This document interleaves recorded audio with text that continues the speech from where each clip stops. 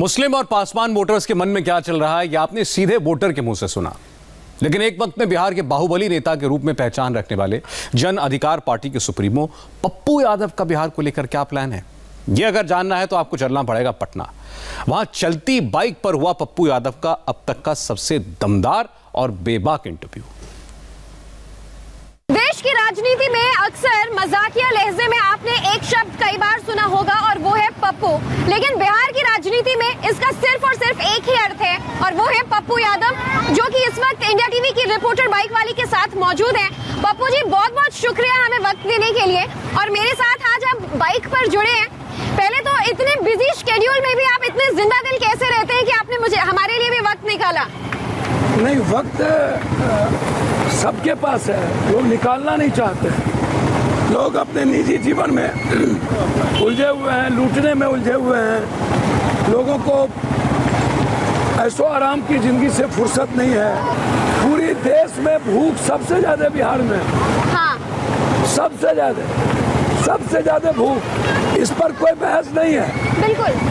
ना तो कोई, ना एनडीए करती, ना कोई नहीं करता है। पप्पू जी, पिछले कई दिनों से मैं बिहार की यात्रा कर रही हूँ अपनी बाइक पर। ये बहुत जरूरी बात आपने कही है कि मैंने देखा है लोग छप्पर के घर में रहने को मजबूर हैं, भुखमरी का शिकार हो रहे हैं।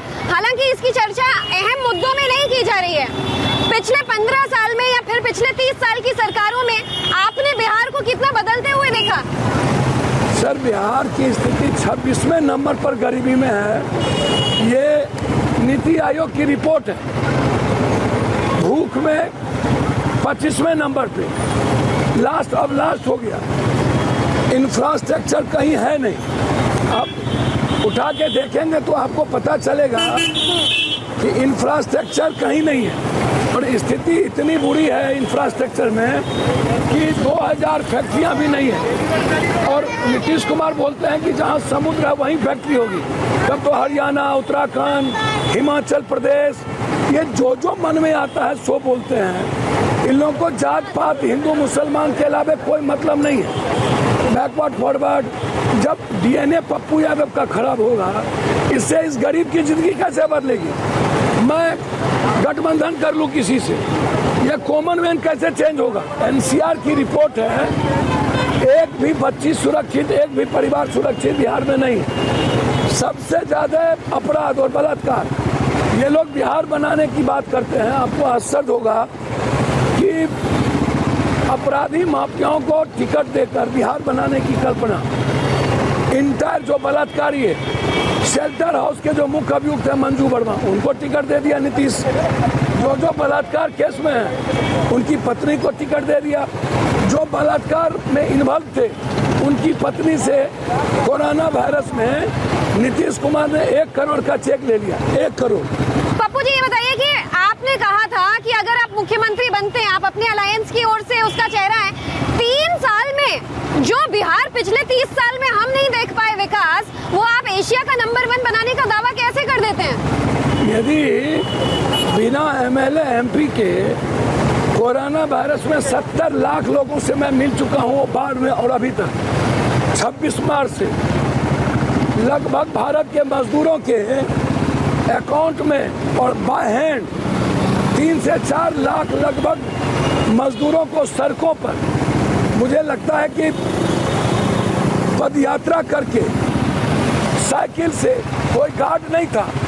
जब मोदी जी की सरकार और डबल इंजन की सरकार पीट रही थी मजदूर को, लाठी गोली चला रही थी, तो उस वक्त पप्पू यादव 55,000 रुपया सड़कों पर चल के लोगों को बांट रहा था। आपको आश्चर्य होगा, दिल्ली से लगभग 300 साढ़े 300 बस हम लेकर के हम आए और विभिन्न जिलों से।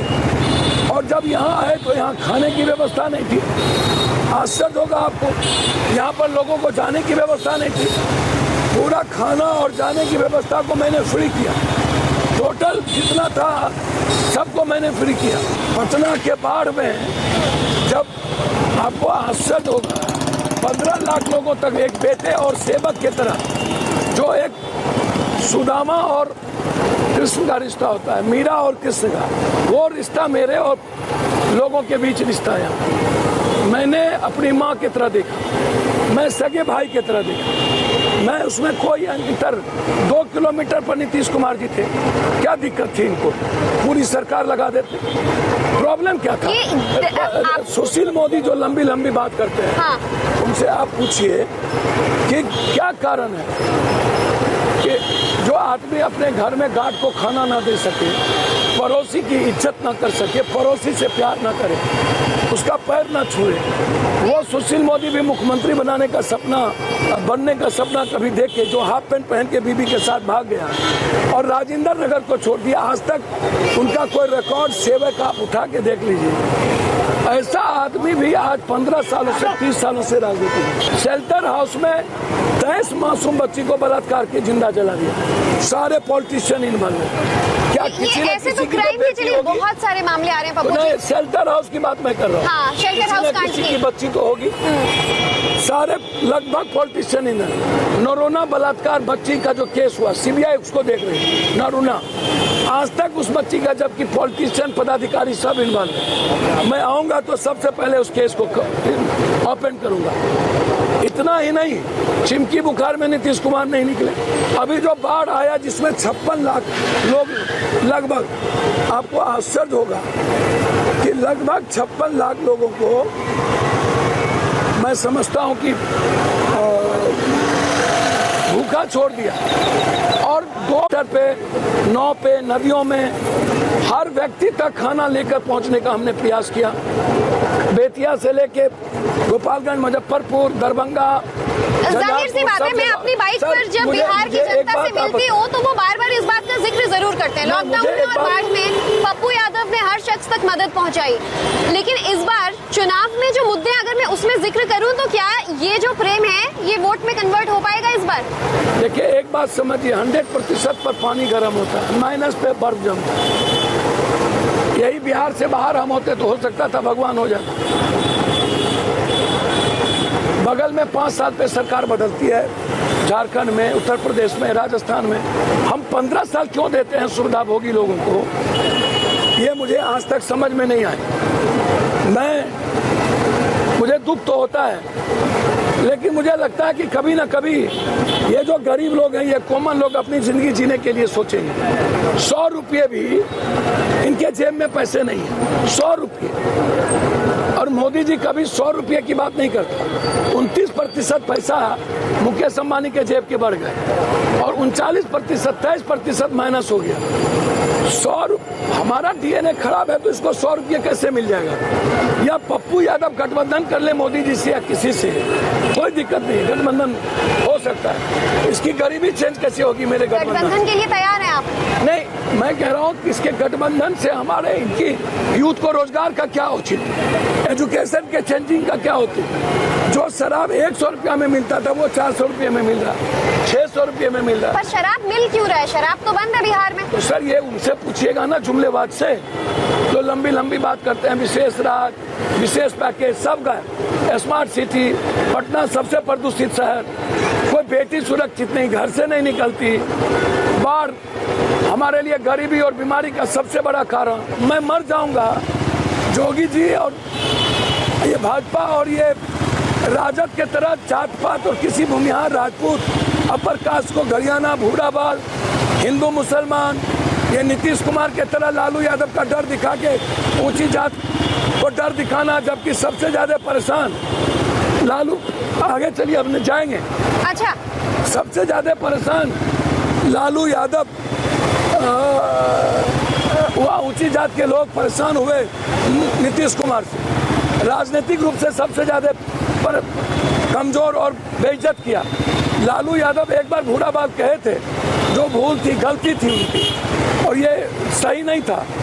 अब लालू यादव डर दिखाते हैं दलित और मुसलमान का, जबकि मुसलमानों को और दलितों को दोनों ने इतना अपमानित किया। दुनिया में एनआरसी में 160 सभा पप्पू ने की।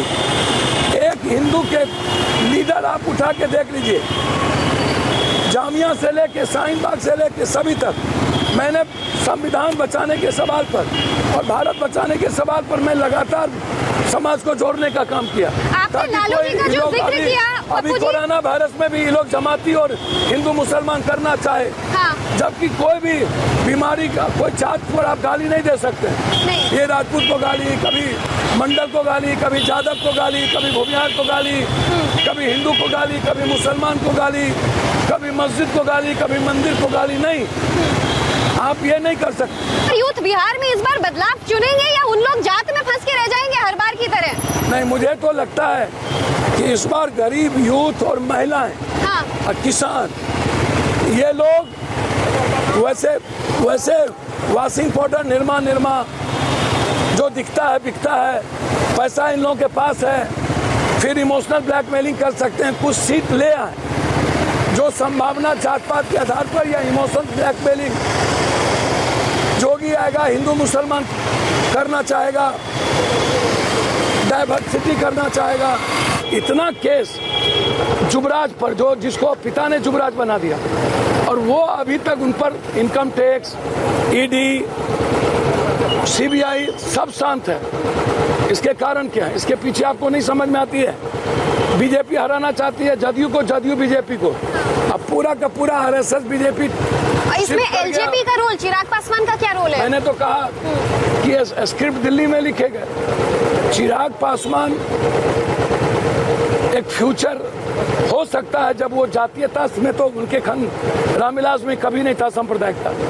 इनको निकलना होगा, ये निकलेंगे, बहादुर बाप के बेटे हैं, तो एक नई इतिहास बदल सकती है। ये मैं आपको बता दूं। बस मैं आपसे इतना कह सकता हूं कि